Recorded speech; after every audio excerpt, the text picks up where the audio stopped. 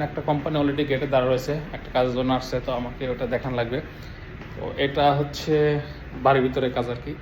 যত কোম্পানি আসবে এখানে আমি তাদেরকে নিয়ে যা যে কাজগুলো আছে, রিকোয়ারমেন্টগুলো আছে ওগুলো বুঝাই দেবো, তারপরে তারা প্রাইস দেবে যে এটার কী প্রাইস হবে।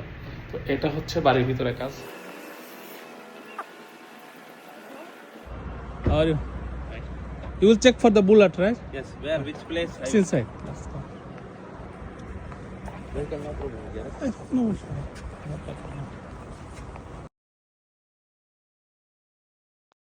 I think गाड़ी का स्पेस कितना होता है?